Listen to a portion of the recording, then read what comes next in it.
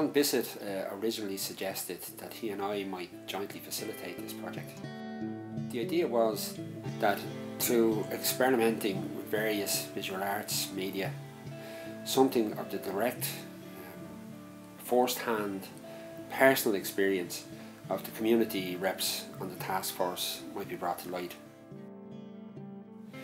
And I think it's worth saying as well at this stage that for a long time we only met once a month, and that while possibilities and seeds were being planted at those sessions, the real work gradually was taking place outside of that context, where the individual ideas were being developed by people based on their own experience. And also along the way, John Bissett himself decided to make a piece of work. I think in the heel of the hunt, John's piece ends up being one that kind of acts as a key into an understanding of the entirety of the process. Using art or the arts as a way of looking at the issue of drug use in the Canal Communities area was quite precarious, unpredictable, and we didn't, so it was really, let's try something here and see where it takes us. Like, we were in some ways fumbling around in the dark. People tried things that they weren't very confident with. They experimented with the different materials that we had there. There was sometimes a lot of frustration, but people stuck with it. So in many ways, that was the sort of early origins of the project, if you like. There's probably culturally a lack. Nothing has been really written seriously about heroin over 25 years in Dublin. There isn't anything there. So there's a whole sort of landscape to be explored in that way. The other way is much safer, and you're less open to criticism, you're less open to ridicule, assumptions that this is not really what you're supposed to be doing with your time. You're supposed to be at meetings, you're supposed to be taking minutes, you're supposed to be writing up the reports and doing all that. But the idea of making the pieces, the basic value has been in its use for the people who took part, right, at the very first level. That we experimented a bit with looking at it from sideways, right? That we went down that road, that we took a risk.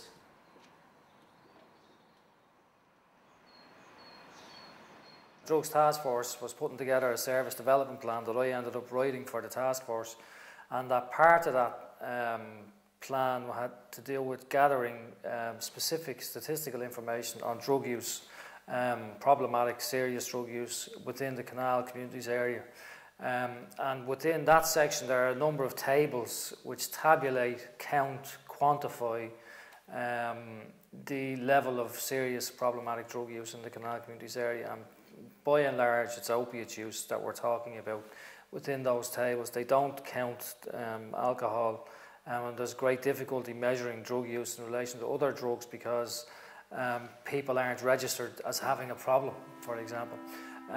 Obviously, the normal statistical information which is tabulated is very ordered, right? It's very sort of rigid, inflexible, whereas in some ways the world is not like that, right? That it is chaotic, it is disorganized, especially drug use, and what we've seen in the Rialtos, Inchicores, Bluebells over the last 20 odd years.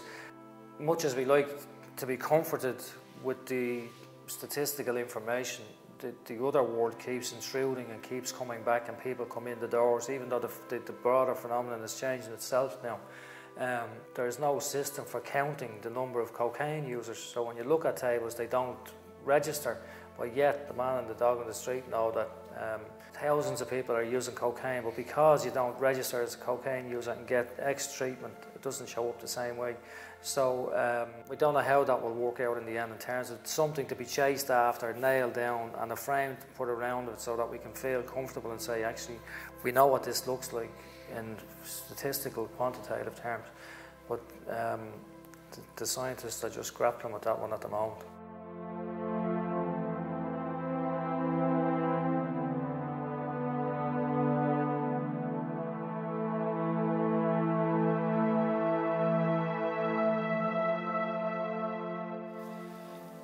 Tony May and Wally Bowden made works that were, if you like, happenings or live events, and these were represented in the show through video installation pieces.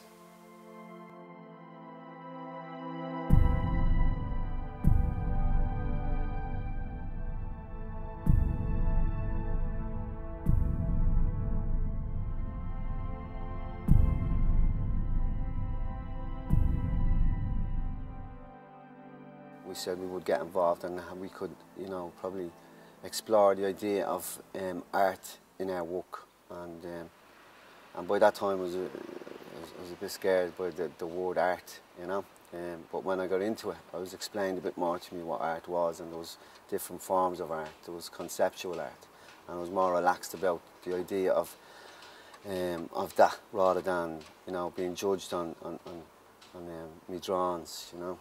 So it was relief, and it was better for me to be able to do work like that.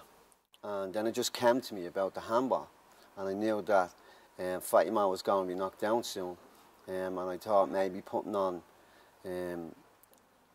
that game for that day, for that event, would be a challenge, but also would be something of a unique event because Fatima was going to be gone. But then when I talked about it at community reps level, we explored the idea of that being art.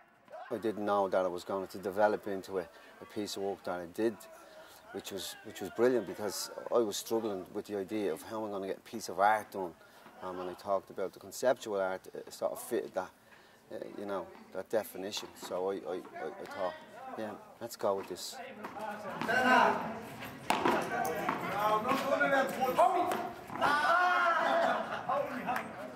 Not many men get involved in community work, particularly community development work. But I just found a formula that worked, you know, to a T. I just mentioned the word competition, particularly with the men that I grew up with, my peers were all competitive. And I just mentioned, you know, somebody wanted to win it, and they said, well, we'll see about that on Sunday.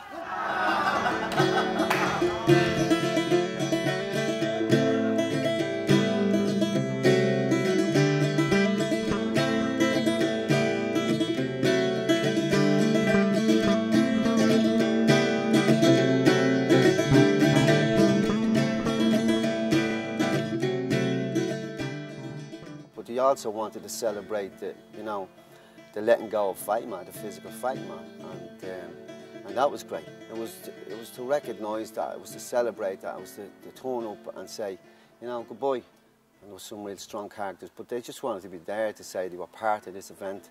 And then I realised there was a lot of people that could have been there, that just couldn't be there, that would have been there and couldn't because they died an early death.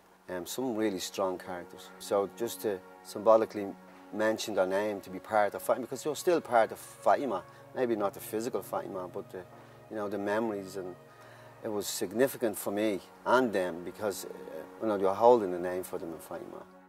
I didn't get really emotionally involved on the day, but when I look back on it, and when I was writing out the names, and I was saying, God, you know, remember him, and do you remember her, and you know, and he was funny, or he was mad, or he was a lovely bloke. You know, there was some type of story associated to each individual name, you know.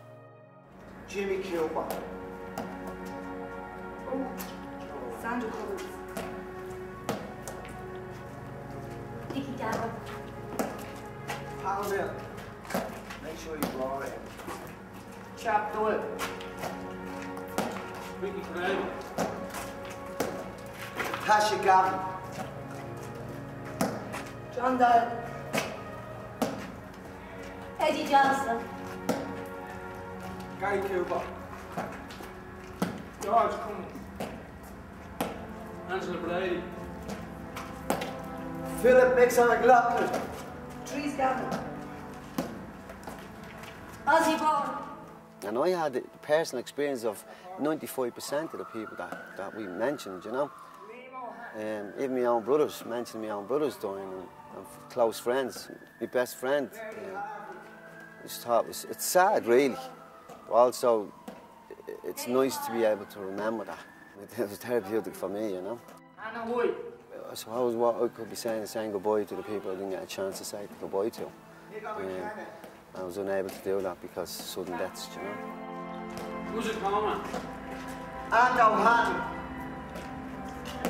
Amen. Babs Coleman.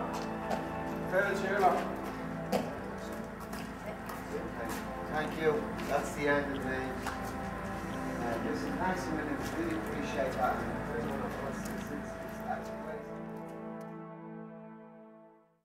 Fatima coming down, the last block of the arch coming down, for me anyway, it was long coming, you know. Although there was a lot of, you know, fond memories and good times growing up in Fatima, but it was also very dark and lonely and not a very, you know, bright future for most people in Fatima. Because Fatima, as I knew, never provided much opportunity for me in terms of education and job opportunities and a functional human being. I don't think I was. So I was still left with, you know, the experience I had in Fatima with me. It's still with me. Fatima was gone, but I have the memories that I don't really remind of it. There's been, you know, a profound print left on me as a result of growing up in Fatima, good, bad or indifferent. I'd like to think it was more good than indifferent or bad, you know. But there are many people who struggled, and there's many people who were affected throughout their lives as a result of growing up in Fatima, living in Fatima.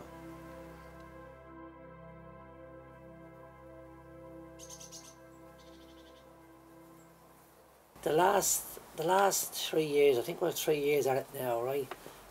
I think I went through different emotions, up and down, what we doing, a bit lost, what's this about? And I think that was probably, to be honest with you, a general feeling. Where are we going with this? What's this about? You know, and some of it became very hard work.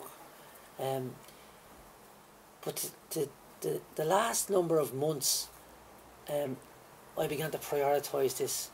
In some ways, into reflecting back to growing up in Trees Gardens in the 80s, a group of lads telling stories of them lads. Is he still alive? No, he's dead. Kind of in some way felt sad, right? And how could you mark that? Something struck me like they weren't born to be on drugs, right? There was a connection there with me, was you're just unlucky, right? So it's that fine line that in the history of the drugs task force, from when it began to where it is now, is that the drug issue had been taken off the agenda as a crisis issue, right?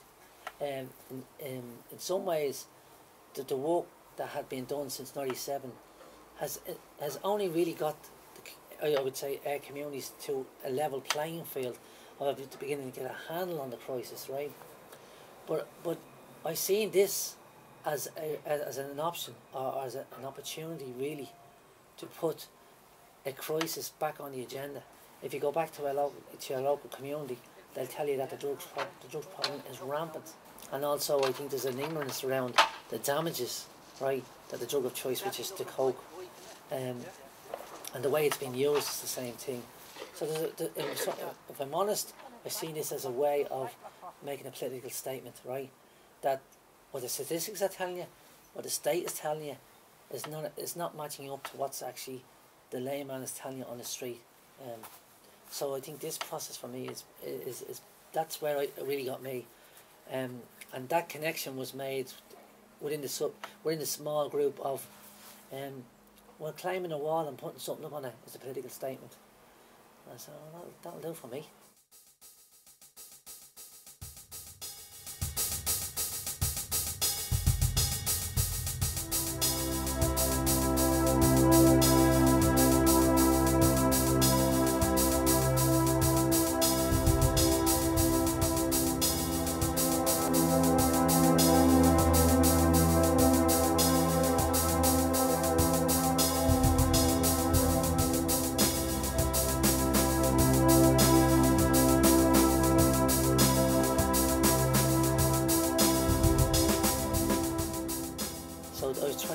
How could I make that a statement using stenciling, spray art, and also saying I want to make a memorial to a number of lads that I used to hang around with, when some of them are now dead and now have got caught up in the whole heroin crisis. Like, what was going on in my head was that these are real people, right? There's something real about this, right? We're talking about human beings. We're talking about people we grew up with. To me, it was more, I want to do something permanent, because I think that from a human point of view, I felt it was a tragic shame.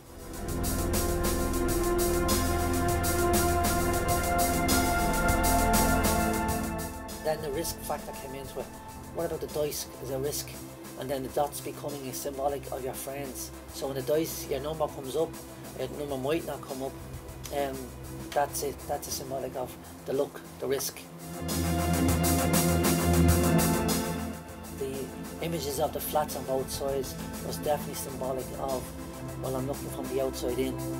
There's an image of a parachute, and what the rationale behind that was where all of a sudden this risk, this cue was dropped into us, was just dropped in. So you woke up one morning and you go, when did that happen? Right? Where was the summons of lots of people who weren't working, right? Getting sunburned, the banter, the long nights and crack and people playing football till all hours, all changed to images of people strung out, skagged out of head, stoned, you know, sadness, anger.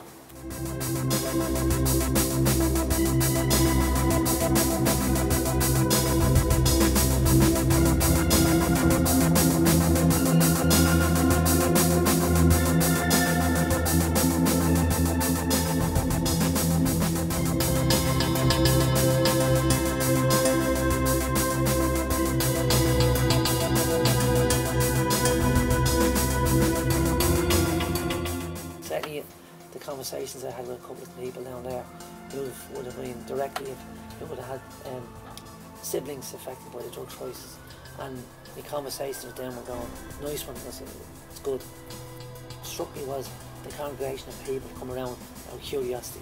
Definitely that as a way of walking. Felt quite pleased about that now.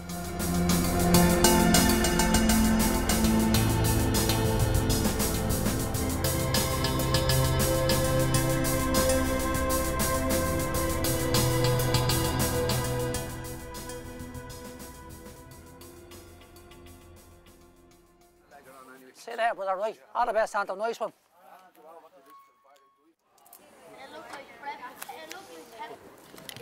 I think I'm the only one that does get it. Well, that's fair play to you then. The running to stand still is like, you're fucking trying, you're trying to get away from it. No, but just not going anywhere. Yeah, you're not going on there exactly. So that's, you know, that's stuff like that. But that's the idea of it, mate. And what I've discovered recently, and I don't know why, but I think to hold on to the journey is the important part, because that's what you miss after it's gone. The banters, the journey, Jesus, you forget that, because I think we get caught up in the end result, right? And you forget about the laughter, the journey. Hot Mick there, look at Scott. Yeah. The Raffords. The what? The Raffords. Yeah. They can't get RTE or BBC Two. Why? It's only two stations. There's no telly. I really have enjoyed this journey, and it's been a risk, and I'm looking forward to actually engaging in other risks to keep the issue of drugs on the agenda.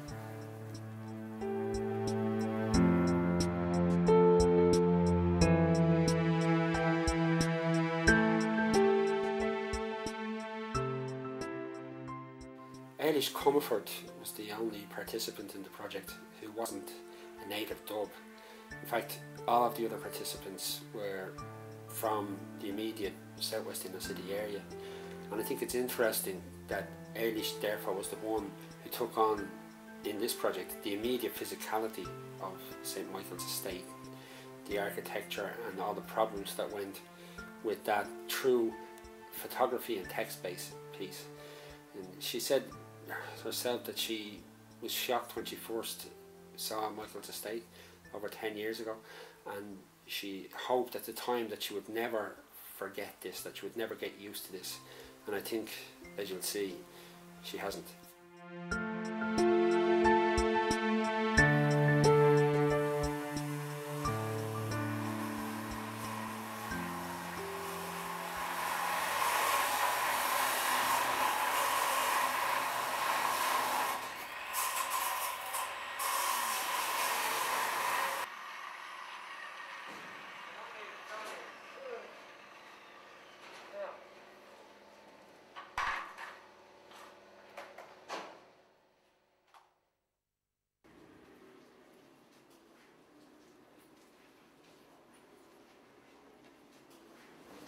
been empty for the last year, you know. And for instance, these people had to get these doors going into the landing just to block, to make it a bit safer, even though they're not allowed technically. But people had to request for these kind of doors. But people had to take those measures in order to give themselves whatever kind of security they could. This is where the lift is. Sometimes the lifts wouldn't even work, so people were caught walking up the stairs anyway, you know. People would often say, you'd be sick by the time you got to the end of your destination. Well, I live in rural Ireland, in a small little village in the middle of rural Ireland, so I'd never seen a flat complex, right? And I remember just being totally shocked, and the whole sense of graffiti on the walls, the place being so run down, seeing, particularly what would shock you when you see the level of measures that people had to put in front of their own personal space to get to lend more security. Like I was saying, God, that's terrible. And just the, at the time that I was here, in 1998, there was a heroin problem in Dublin from the late 80s to the early 90s, and it actually, you could see very, very visible evidence of that in the blocks. Like you could see that the leavings of somebody after shooting up the night before. I was encouraged at the time not to hold the handrails on the way up because somebody might have put a syringe. So it blew me away. I couldn't believe it. I was shocked. Not being from Dublin, not having lived in the city. It was worlds away from anything I had ever experienced in my whole life. To say that I was shocked and just appalled and angry was probably an understatement. And I remember saying to myself, nobody should have to live in a situation like this. I remember thinking, I hope I never get used to this, that I don't want to be, this to become the norm for me, because this is wrong. I felt it was wrong, totally wrong. For the drug situation had gone so bad, that the most radical way of getting rid of the situation or doing something about the drugs was to pull the whole lot down. Certainly the design and the openness of the blocks, coupled with the fact that people didn't get the other services that went along with getting a home, that there was other supports the families needed, and that they weren't forthcoming. I think Dublin City Council left people in the lurch. They completely neglected people for many, many years and left the conditions in the flats get so bad that it broke the back in people. Certainly don't blame the people that lived here, I blame the state. What we've learned now is that people should be central to the design of any community, because the design of these certainly creating the conditions was one of the factors, I think, you know, that creates the conditions as to why it ended up like the way it ended up.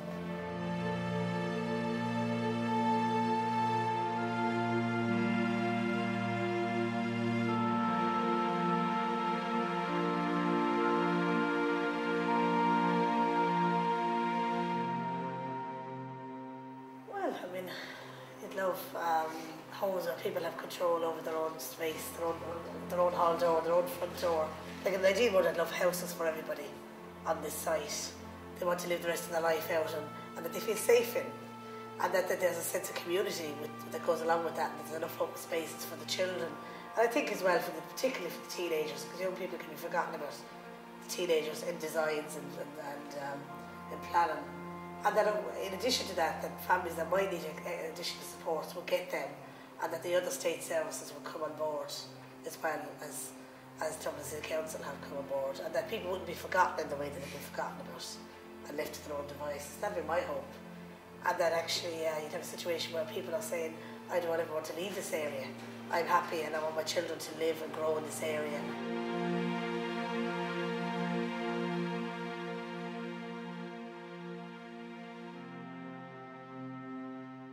That young people in complexes like this wouldn't have to resort to going on drugs.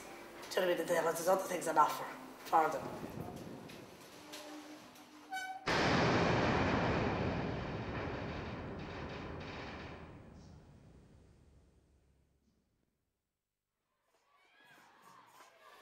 Tommy's insight into the relevance of alcohol within the wider issues around drugs is both deceptively simple and all the more powerful for it.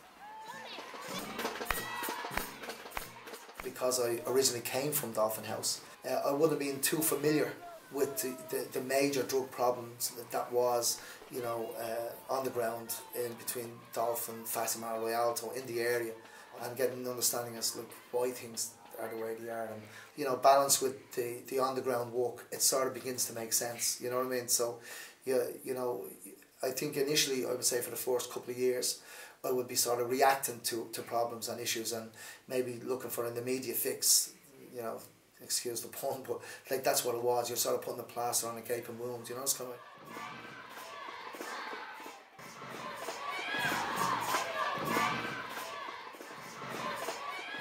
Because of the alcohol thing had come up for me, the art group, I sort of had a look at, you know, Seven Drunken Nights, you know, the song, and I wrote some stuff around issues that was coming up all the time around alcohol, all kinds of issues and drug related issues and stuff like that. So I wrote a few verses to the tune of Seven Drunken Nights, and I asked the drama group would they perform it, and people have been sort of very impressed with the honesty of it, because it's just a very honest piece, and the issues are real and they're there and they're still there, you know.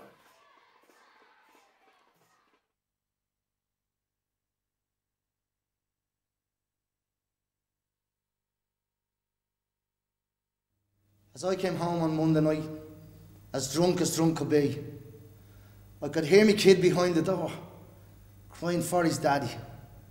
Where were you, Dad? I was so afraid. What did you take so long? I hate being locked up all alone. Dad, what did I do wrong? Don't cry, son. I was delayed. Don't give out to me. I brought us home some bread and chips. Come on, we'll have some tea. Dolphin House is on the up, the community's alive and proud. We're from the barn, you'll hear us say, we stand out from the crowd. Dolphin House is on the up, the community's alive and proud. We're from the barn, you'll hear us say, we stand out from the crowd. When I came home on Tuesday night, as drunk could be, I met my wife at the door, and she quietly said to me, "Have you anything left to buy some food to feed our family?" I slapped her hard across the face, and I knocked her to her knees. "I drink when I like, you silly old fool, so don't ever moan to me. It's my job to be man of the house.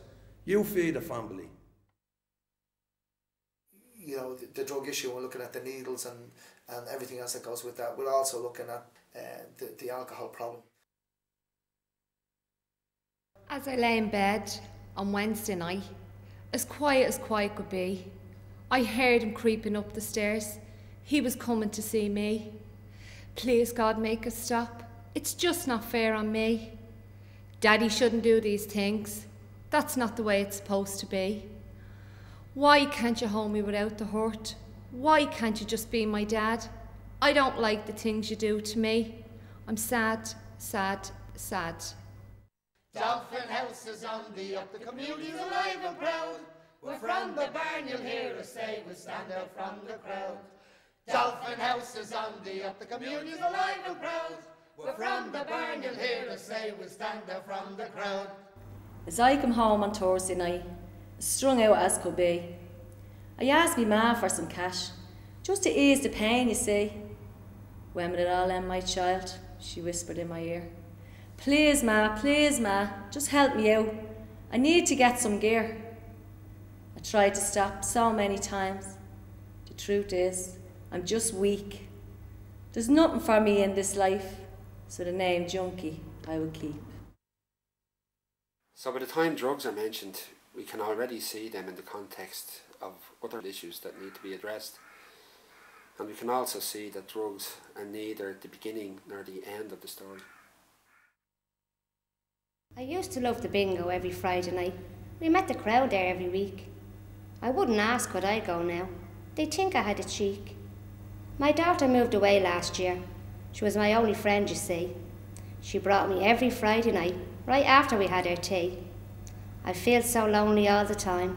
I cry myself to sleep. When the Lord took my sweet Billy, he should have taken both their souls to keep. Dolphin House is on the up, the community. For me, like, art would be sort of a primary tool for me now in my work, where 3 years ago I would never have even thought about it. We're from the barn, you'll hear us say, we stand out from the crowd. She knocks on the door every Saturday night. You'd think it was a raise. "I know you're in there, you little slut, and I'm not leaving till I get paid." I borrowed £50 off her. in 90 and 94. Sure, I pay that much now every week, just to keep her from me door. I never seem to get ahead. There's always something that we need. Or if only I could win the lotto, off me she'd no longer fit. The power of it is that people that were performing the various pieces were actually reluctant to naming issues, and actually with the cloak of alcohol, because for me alcohol in Dolphin is probably the main drug, and I think it had to be named. And the Drugs Task Force, that process of the art group there allowed me to sort of explore that, and the advantage of having a drama group here in Dolphin allowed me to sort of express that. I think that when people see the work that's been done, and the effects that has on, and the knock-on effects and the ripple effects from every single person that was sitting around the table, the 6, 7 of us, 8 of us at some stage, they will see the value, you know, and they can only see the value.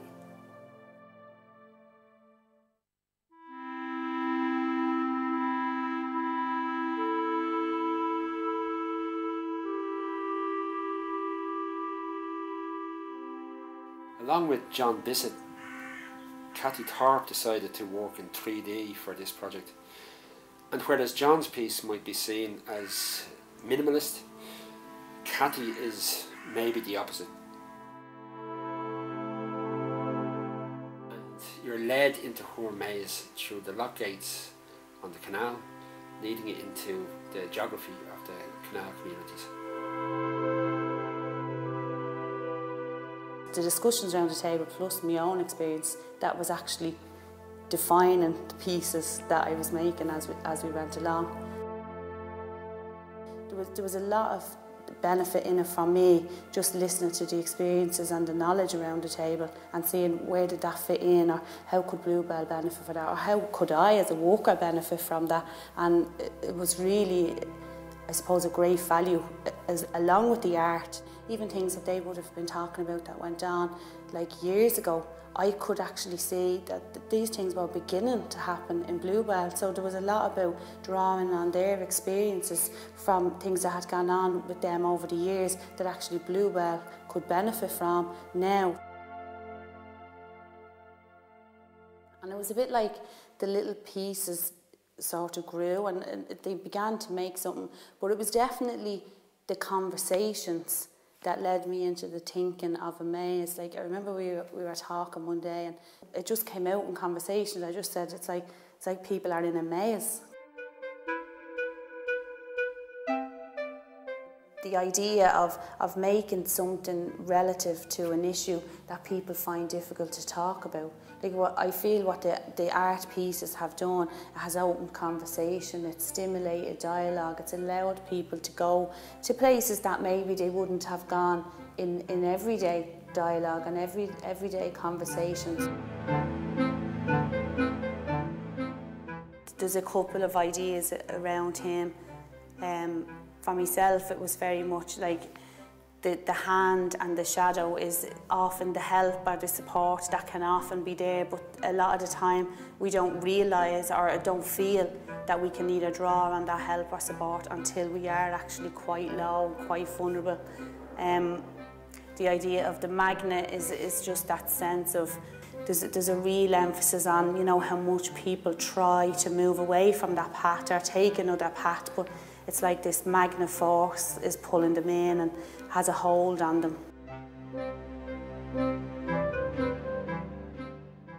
This was a piece that I had created based on my experiences, and I felt that was going into a public arena where everybody would have a view or an opinion on it.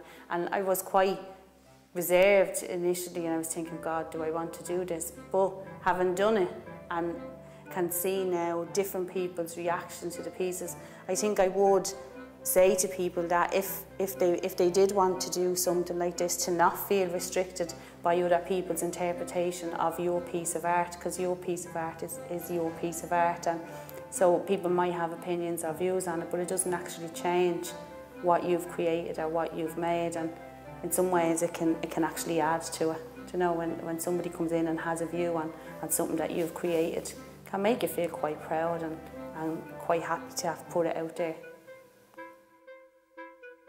So we ended up with an exhibition that was entitled Awakenings, and for me, part of that awakening must be a sensitivity to the fact that a lot of the frontline, on-the-ground workers in communities are finding themselves weighed down by demand for accountability from above.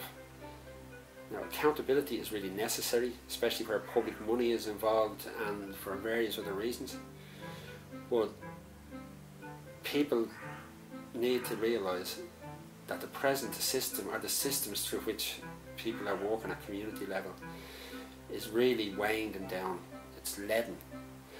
And if this project has anything to tell us, never mind the visual arts, just the lateral way of thinking around being creative in communities, we need to free up that space for people. We need to free up workers from the way that they're burdened at the moment and allow something, as you can see in this exhibition, of their first-hand experience, their creativity to be unleashed.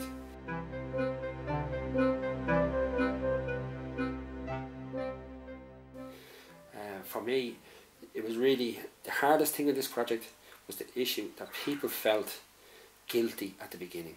They felt really guilty about taking half a day off a month to engage in this work. Why did they feel guilty?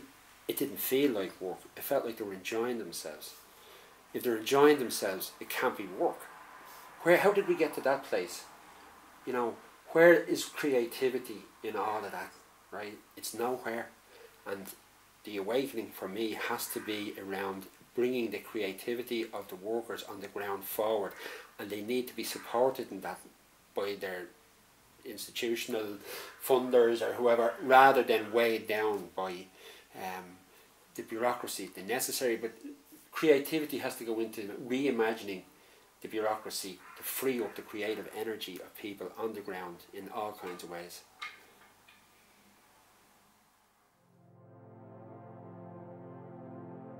People's tolerance to this work in the Drugs Task Force, or just allowing it to happen, not really knowing where it was going to go, but it was very therapeutic for people that we could support people who were struggling in their work and didn't feel supported. To be able to come and share that at a community reps meeting was incredible for people, you know, and me included, which was great, you know. And then, you know, you felt part of a bigger picture, you know. I wanted a better word. So yeah.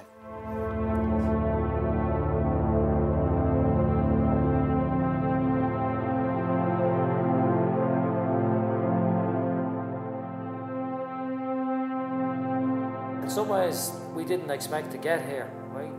We didn't know where it would end up, but and that it's finished it and wrapped it all up, and it's great that we've had the exhibition because it's over. Because it's been 3 years in the making in one way, and I'm glad that it's come to that sort of conclusion where people said, that's mine, that's where it finished, and you know, that's where we got to with this. Like, I would certainly advocate that it's a completely different way of looking at an issue, right? People were excited by the exhibition, they were uplifted by some of the pieces that they saw, they were brought to tears by others yesterday, and that it did have it had an impact on people that came to see it. Different people took different things from all of the pieces. So you don't get that at meetings, right? Really, you know what I mean? You don't. It doesn't work, you know. And we've long since left the kind of more sort of public expressions of anger and campaigns around drug use that we would have had 20 odd years ago. So we're in a completely different space.